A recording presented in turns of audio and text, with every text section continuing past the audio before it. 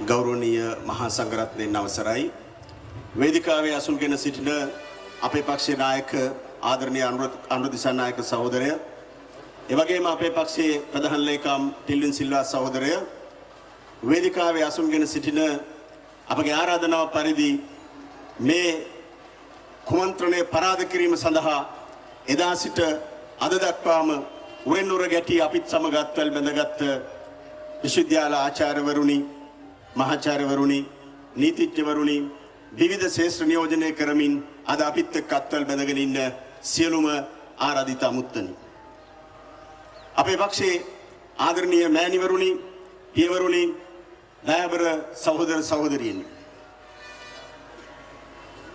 මෛත්‍රී මහින්ද කුමන්ත්‍රයට හරියටම අදට දවස් 50යි ජනතා විමුක්ති පෙරමුණේ අපි මේ කුමන්ත්‍රණය ආරම්භ කරනකොටම කිව්වා මෛත්‍රී මහත්තයෝ මහින්ද මහත්තයෝ ජනතා විමුක්ති පෙරමුණේ අපි මේ කුමන්ත්‍රණය පරද්දන එක පරද්දනවා කියලා අපි ආරම්භෙදිම කිව්වා වගේම අද අපි ඒක සනාථ කරලා ඔප්පු කරලා අද මේ කිරුළපනර මේ පිටණියේදී අපි සමරන්නේ කුමන්ත්‍රණය පරාද කිරීමේ ඓතිහාසික අවස්ථාව ජනතා විමුක්ති පෙරමුණ දූරදර්ශීව මේ කුමන්ත්‍රණය පරාද කිරීම සඳහා මුල සිට අග දක්වාම මැදිහත් වෙච්ච පක්ෂයක්. කල්පනා කරලා බලන්න. එදා ශ්‍රේෂ්ඨාධිකරණයෙන් ඒ ඓතිහාසික තීන්දුව ලබා දීමත් එක්ක ජනතා විමුක්ති පෙරමුණේ අපි මුළු රට පුරාම මේ කුමන්ත්‍රණය පරාද කරපු ඒ එතනින් එහාට මේ සැබෑ ජනතා ජයග්‍රහණයක් කරවීම සඳහා වෙච්ච පෝස්ටරය මුළු රටේම අස්සක් මුල්ලක් නෑර හැම තැනම අලවන්න පුළුවන් දැක්මකින් වැඩ පිළිවෙලකින් තමයි අපි මේ ඒකට මැදිහත් වුණේ. අද හරියටම මේ කුමන්ත්‍රණේ අවසාන බිඳුවත් පරාද කරපු දවස මහින්ද රාජපක්ෂ අද උදේ මේ හොර අගමැතිකමෙන් එළියට දාලා පන්නල දැම්ම විතරයි ජනතා විමුක්ති පෙරමුණ අපි මේ කිරුළපනට එකතු වෙලා මුළු රටේම සමාජිකාවෝ බලමුණු ගන්නවලා හරියටම හෝරා කීපයකින් පස්සේ අපි කුමන්ත්‍රණය පැවැත්වීම සනිටුහන් කරනවා. අපි එහෙම හරියට වැඩපිළිවෙලක් ඇතුව වැඩ කරන පක්ෂයක්. ඒ නිසා තමයි අපි කිව්වේ මේක පරද්දන්න පුළුවන් පරද්දලා පෙන්නනවා කියලා අපි ඉතා පැහැදිලිව විශ්වාසයෙන් යුක්තව කිව්වේ. එදා ඔක්තෝබර් 26 වෙනිදා මේ සිද්ධිය ඇති වෙච්ච ගමන් අපි දැක්කා ඉතා පැහැදිලි බලවමනාවක් දේශපාලන කුමන්ත්‍රණයක් සිද්ධ වුණා කියලා. බොහෝ අය මේකට කියන්න හැදුවා ව්‍යවස්ථා අර්බුදයක් කියලා. එහෙම නැත්නම් මෛත්‍රීගේ රනිල්ගේ අතර තිබිච්ච පෞද්ගලික හුටපටයක් කිව්වා. තව සමහරු කියන්න ගත්තා නෑ මේක වෙන ප්‍රශ්නයක් කියලා. ජනතා විමුක්ති පෙරමුණේ අපි පැහැදිලිව කිව්වා මෙතන ව්‍යවස්ථා අර්බුද නෑ, මෙතන වෙන ප්‍රශ්න නෑ, මෙතන තියෙන්නේ පැහැදිලි දේශපාලන කුමන්ත්‍රණයක් කියලා. ඒ කුමන්ත්‍රණය පරද්දන්න පුළුවන් කියලාත් අපි කිව්වා. ඒ කුමන්ත්‍රණය ඇති උනේ මෛත්‍රීපාල සිරිසේන මහත්තයාට ඊළඟ ජනාධිපති අපේක්ෂකයා වෙන්නත් මහින්ද රාජපක්ෂ ඇතුළු කණ්ඩායමට තමන්ගේ හොරකම් වහගෙන හොර අගමැතිකම් අරගෙන තමන්ගේ පරණ තිබිච්ච නඩු ටික අයින් කරගන්න ඒ බලවමනාව වෙනුවෙන් තමයි මේක සිද්ධ කරන්න කියලා අපි කිව්වා. මුළු රටටම මේක ඔප්පු වුණා. අවසානයේදී මේක කෙලවර වුණේ කොතනින්ද? මේක කෙලවර වුණේ මෛත්‍රීපාල සිරිසේන මහත්තයාට අපි දිගටම කිව්වා ඔබතුමා කරන්නේ බරපතල වැරද්දක්, ව්‍යවස්ථාව උල්ලංඝනය කිරීමක්. එදා අගමැති ඉවත් කරලා හොර අගමැති කෙනෙක් පත් කරේ 19 වෙනි සංශෝධනයට පටහැනිව ව්‍යවස්ථාවට විරුද්ධව කියලා අපි කිව්වා. ඒක ගණන් ගත්තේ නැහැ. ඊට පස්සේ උන්වහන්සේලා බැලුවා බලහත්කාරයෙන් අගමැති කෙනෙක් පත් කරලා කෝටි 50-60 වියදම් කරලා එහා පැත්තෙන් මන්ත්‍රීවරු බිලිබාගෙන ඒ මන්ත්‍රීවරුන්ට ඇමතිකම් වරදාන වරප්‍රසාද සල්ලි දීලා 113 හදාගන්න. දවස් කීපයක් ගත වුණා. 113 හදාගන්න බැරි වුණා. මෛත්‍රී මහින්ද දෙන්නම පිටියට හේතු වුණා. හිර වුණා. වෙන කර කියා ගන්න දෙයක් නැති වුණා. බැරිම තැන දෙවෙනි වතාවටත් ව්‍යවස්ථාව කඩලා පාර්ලිමේන්තුව විසිරුවා හැරියා. පාර්ලිමේන්තුව විසිරුවා හැරපෙලාවේ අපි කිව්වා ඔබතුමා දෙවෙනි වතාවටත් ව්‍යවස්ථාව කැඩුවා. පළවෙනි වතාවට කැඩුවා. ඒක නිවැරදි කරේ නැහැ. ඒක නිවැරදි කරන්න පාර්ලිමේන්තුවට ඉඩක් දුන්නේ නැහැ. පාර්ලිමේන්තුව වැහුවා. ඊට පස්සේ දෙවෙනි වතාවට කඩලා පාර්ලිමේන්තුව විසිරුවා හැරියා. අපි ශ්‍රේෂ්ඨාධිකරණයට ගියා.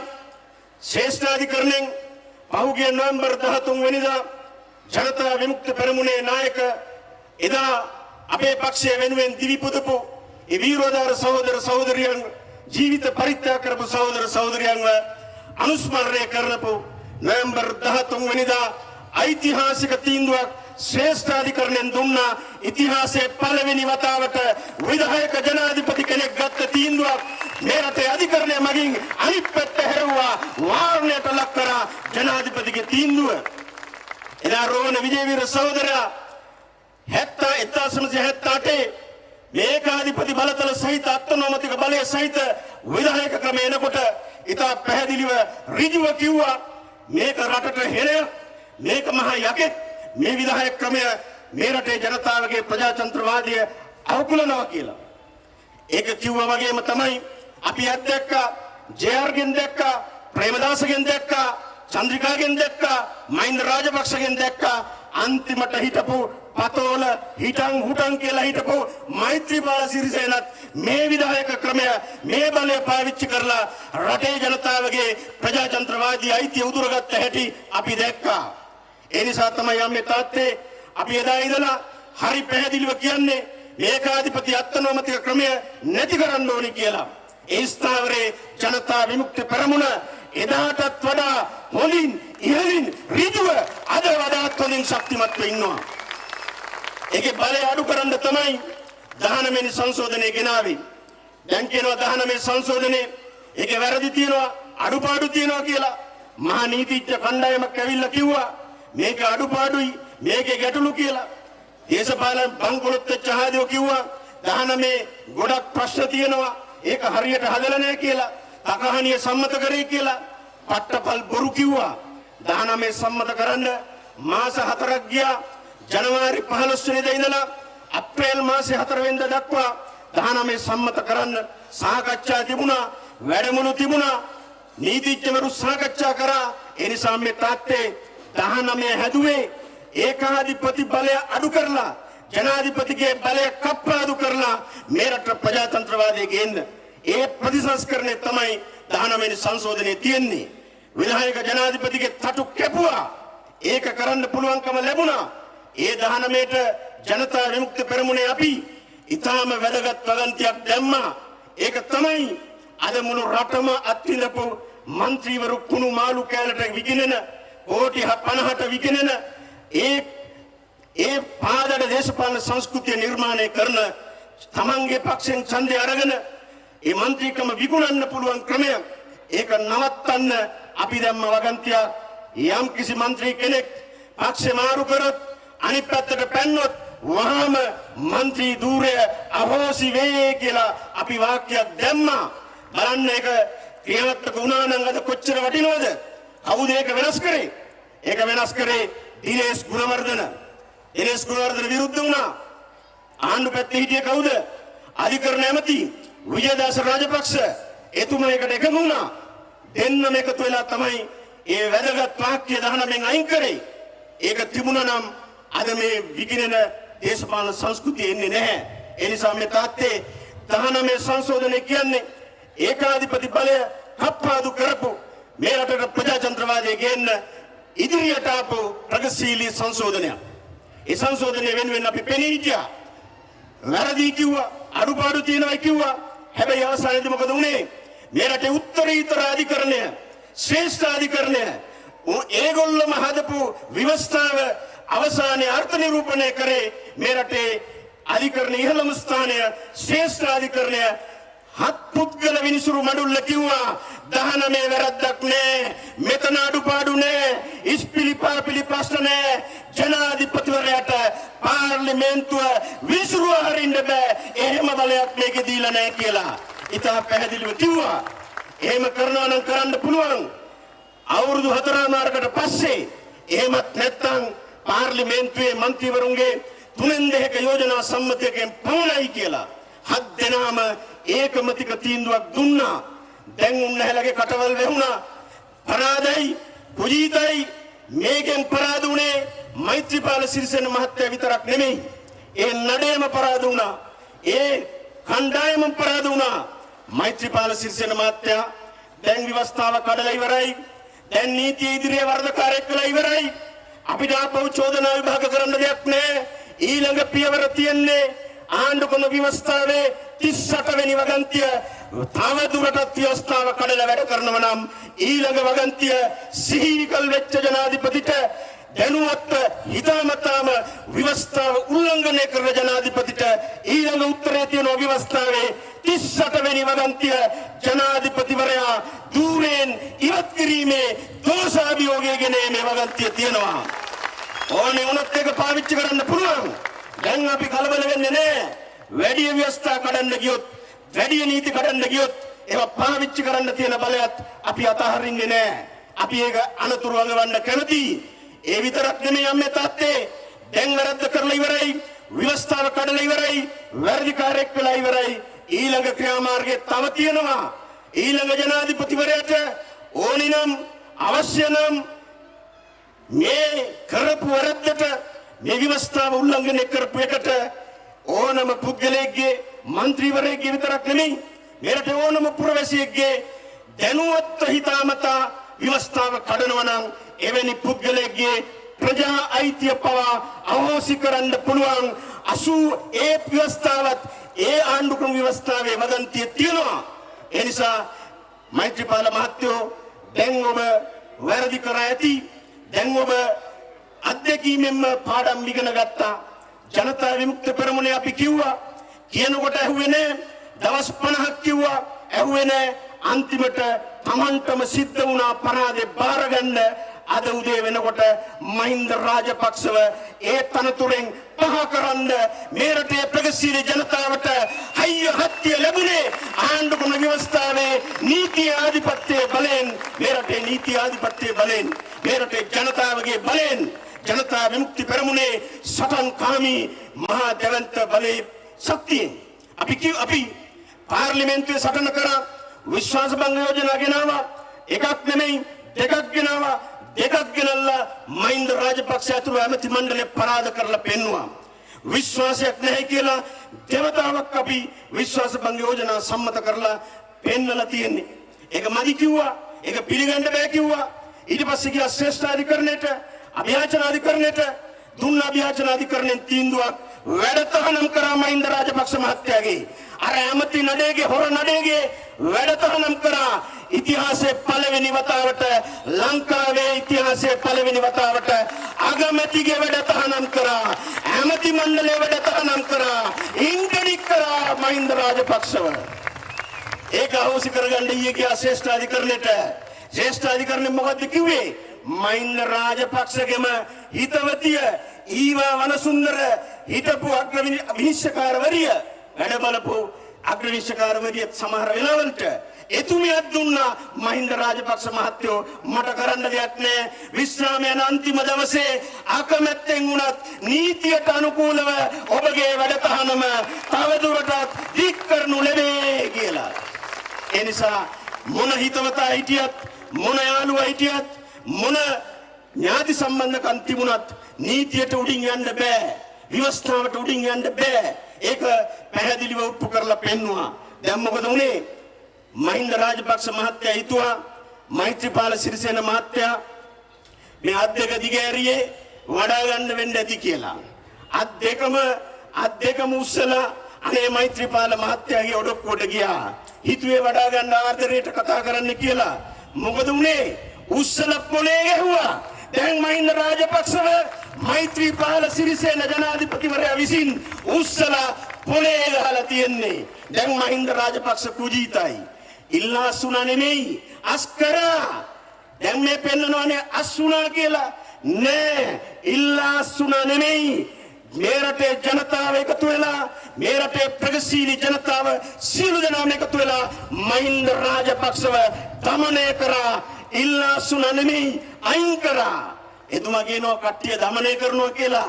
නෑ මේ රටේ ජනතාව දැන් එතුමාව දමනය කරලා ඉවරයි. එතුමාව කේදරයවලා ඉවරයි. ඔබ අම්මලා තාත්තලා දන්නවා ඕන කෙනෙකුට තේරෙනවා ඕන පොඩි ළමයෙකුට තේරෙනවා කෙනෙක් වාඩි වෙලා හිටියොත් කවුරු හරි කෙනෙක් වාඩි වෙලා ඉඳද්දි වැටුනොත් එච්චර ගාණක් නෑ රිදෙන්නේ හිටගෙන ඉඳද්දි වැටුනොත් ටිකක් රිදෙනවා අමාරුයි උස්සලා පොලේ ගැහුවොත් හතර හන්දි කැඩෙනවා මාරාන්තිකයි මහින්ද රාජපක්ෂට වෙලා තියෙන එක දැන් උස්සලා පොලේ ගහලා හතර හන්දි කැඩිලා මාරාන්තික තත්වයකට මුහුණ දීලා තියෙන්නේ මේක ගොඩ ගන්න බෑ රාජපක්ෂ මහත්තයෝ ඔයාගේ හොර නඩ එකතු වෙලා මොන ජාතිවාදී ඇවුස්සුවත් මොන ආගම්වාදී ඇවුස්සුවත් මොන ජාතිවාදී ආගම්වාදී වැරදි මත උස්සලා මේ රටේ ජනතාව ප්‍රකෝප කරලා ඔබ බලයට එන්න හැදුවත් දැන් ආපහු එන්න බෑ ඔබට හිමි මැදමුල නෙබාල්කේ විතරයි එදා 2015 එල්ලුවේ මැදමුල නෙබාල්කේ නැවත ඕනේ නම් පුළුවන් එල්ලෙන්න අන්න තියනවා බාල්කේ ගිහිල්ලා එල්ලෙන්න රාජපක්ෂ මහත්තයෝ මේ රටේ ජනතාව ප්‍රජාතන්ත්‍රවාදයේ වෙනුවෙන් ඒ සටන ජයග්‍රහණය කරලා ඉවරයි ඒ නිසා රාජපක්ෂ මෛත්‍රී හවුලට අපි කියන්නේ ඔබේ කුමන්ත්‍රණය ඉවරයි ඔබේ කුමන්ත්‍රණය පරාදයි ඔබේ බල අරගලේ බල පොරය ඒ වෙනුවෙන් කරපු කුමන්ත්‍රණය පරාද කරලා ඓතිහාසික ජයග්‍රහණය තමයි මේ කිරුළපන පීඩාංගණයේදී අපි අද එක රාශි වෙලා සමරන්නේ අපි ඔබට නැවත අවධාරණය කරලා කියනවා ඔව් කුමන්ත්‍රණය ඉවරයි කුමන්ත්‍රණය පරාදයි මේ රටේ ජනතාව දිනුවා ජනතා විමුක්ති පෙරමුණ ඇතුළු ප්‍රගතිශීලී බලවේගය ජයග්‍රහණය කරලා තියෙන්නේ අපි විතරයි දිනුවේ මේ රටේ ප්‍රගතිශීලී ජනතාව විතරයි දිනුවේ එක්සත් ජාතික පක්ෂ මහත්තුරු හිතනවා රනිල් වික්‍රමසිංහ මහත්තයා හිතනවා එතුමගේ හැකියාවට තමයි මේක දිනුවේ කියලා මේ දිනුවේ රනිල් වික්‍රමසිංහ නෙමෙයි මේ දිනුවේ එක්සත් ජාතික පක්ෂ නෙමෙයි එක්සත් ජාතික පක්ෂේ මන්ත්‍රීවරු ඇමතිවරු 6 දෙනෙක්ම පැන්න එහා පැත්තට බුද්ධ ශාසන ඇමති හිටපු බුද්ධ ශාසන ඇමති අධිකරණ ඇමති උසස් අධ්‍යාපන ඇමති විජේදාස රාජපක්ෂ පැන්න මේ කුමන්ත්‍රණයට අහුණා මේ කුමන්ත්‍රණයට ගොදුරක් වුණා මේකේ නාවින්න මහත්තයා අනේ වයසක ලොක්කා මේ වලපය ගොඩපය තියාගෙන ඉන්න ගමන් පැන්න කුමන්ත්‍රණයට අහුණා ඉවරයි දැන් කුජීතයි අර හිටිය තරුණ හාදියෝ දෙන්නෙක් තුන්දෙනෙක් අශෝක ප්‍රියන්තලා අරේ ගංකන්දලා සල්ලි නැති කමටද සල්ලි දෙකපු ආසාවටද ඒකේ ගණන් කරනකොට කෝටි 50 60 වෙනම මැෂින් එකක් ගත්තලු මේක ගණන් කරන්න තණ්හාව ඒ සල්ලි ටික දැක්කා පැන්න කුමන්ත්‍රයට අහුණා දැන් නන්නත්තරයි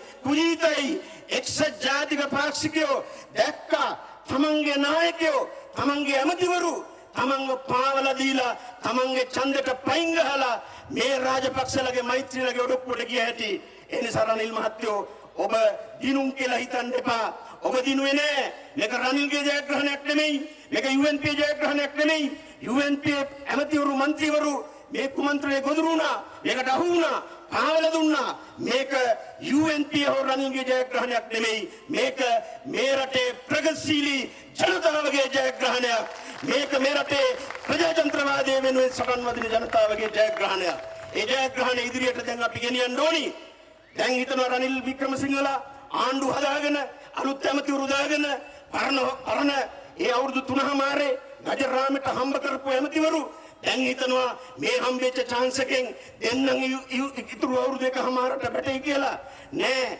ජනතා විමුක්ති පෙරමුණේ අපි ඉන්නවා කෙලින් අපි ඉන්නවා ඍජුව උඹලට හොරකම් කරන්න දෙන්නේ නෑ උඹලා ප්‍රජාතන්ත්‍ර විරෝධී වැඩ කරන්න යනකොට නැවත පෙරලා ඒකට විරුද්ධව සටන් කරන්නේ මේ මහා බලවේගය තමයි ඒ නිසා රනිල් වික්‍රමසිංහ මහත්තයෝ හිතන්න එපා ඔය ලැබපු తాවකාලික සතුට තමන්ගේ මහ බැංකු වංචාව යට කරගන්න තමන්ගේ ඇමතිවරුන්ගේ හොරකම් යට කරගන්න නෑ ඒවට අපි ඉඩ දෙන්නේ නෑ ප්‍රජාතන්ත්‍රවාදය වෙනුවෙන් අපි දිගටම සටන් කරනවා අපි දැක්කා මහින්ද රාජපක්ෂගේ නඩේ එදා ජාතික රූපවාහිනී ITN එකට ගිහිල්ලා නටපු නාටකම ඒ මැරයන්ගේ හැටි අපි දැක්කා ඒ වගේම තමයි උසාවි තීන්දුව ආපු ගමන් අපි දැක්කා කොහෙද අපි දැක්කේ ලේක් හවුස් එක ඉදිරි පිට මේ UNPA මැරයෝ ගිහිල්ලා කොහොමද හැසිරුනේ කියලා කොහෙන් වුණත් දෙකම වැරදි දෙකම මැරකම ජනතා විමුක්ති පෙරමුණේ අපි මේ විශ්වවිද්‍යාල ආචාර්යවරු නීතිඥවරු මේ රටේ උගත් බුද්ධිමත් කලාකරුවන් සියලු දෙනාම එකතු වෙලා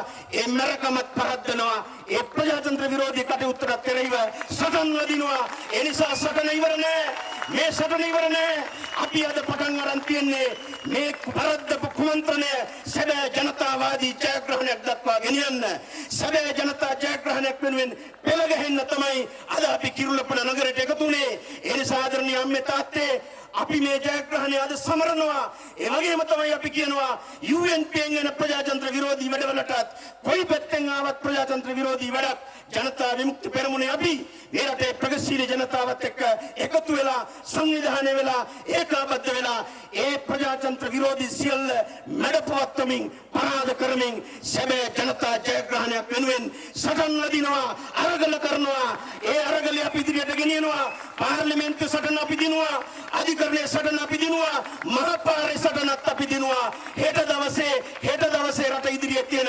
ඕනම අභියෝගයක් ජයග්‍රහණයෙන් තොයි කෙලවර කරන්න පුළුවන් කියලා අපිට විශ්වාසය ඇති වුණා අපිට ශක්තිය ඇති වුණා අපිට ධෛර්යය ඇති වුණා අපේ හැම සමාජිකයෙක්ම හැම අම්මා කෙනෙක්ම හැම තාත්තා කෙනෙක්ම කහට උගුරක් දීලා බත් චුට්ටක් බෙදලා දීලා අපේ සහෝදර සහෝදරියන්ට පෝස්ටර් එක ගහන්න රැස්වීම තියන්න තමන්ගේ තියෙන දේවල් කැප කරලා මහා දෙවන්ත කැපකිරීමක් කරා ඒ කැපකිරීමේ ප්‍රතිඵලය අපි ඔබට ලැබිලා තියෙනවා ඒ ජයග්‍රහණය කියන්නේ ඔබ හැමෝගෙම කැපකිරීමේ ප්‍රතිඵලයක් ඒ අපි නිහතමානීව සතුටු වෙමු ඒ සතුට තුලින් අපි ඉදිරි අනාගතය නිවැරදි පැත්තට වෙනස් කරමු ඉතින් මේ සටන පනපවන්න ඒ සටනට තව ශක්තිමත් ශක්තිය දෙන්න අපිත් එක්ක අත්වල බැඳගෙන අපේ වේදිකාවට ගොඩ වැදිලා තියෙන අපේ විශ්වවිද්‍යාල ආචාර්යවරු මේ මහාචාර්යවරුන් තමන්ගේ ඒ වෘත්තීයමය ඒ දේවල් කැප කරලා පොදු ජනතාවගේ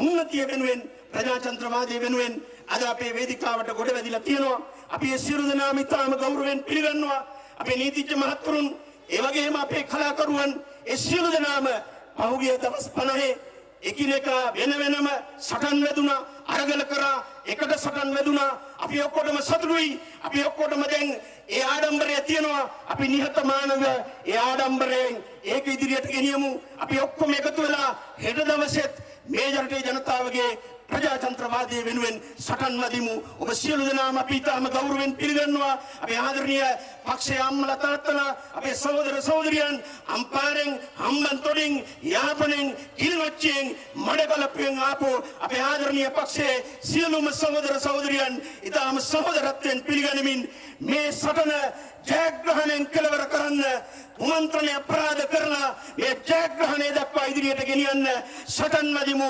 ශක්තිමත් වෙමු සංවිධානය වෙමු අනේ සඳහා ඔබ සියලු දෙනාටම ශක්තිය ලැබේවා ධෛර්යය ලැබේවා යෝධ බල යෝධ වීර්යය ලැබේවා ඔබ සියලු දෙනාටම නැවතත් ප්‍රඥාව වීර්ය ශක්තිය ලැබේවා ප්‍රජාතන්ත්‍රවාදයට ජය වේවා ප්‍රජාතන්ත්‍රවාදයට ජය වේවා ජාතික සමගියට ජනතා විමුක්ති පෙරමුණට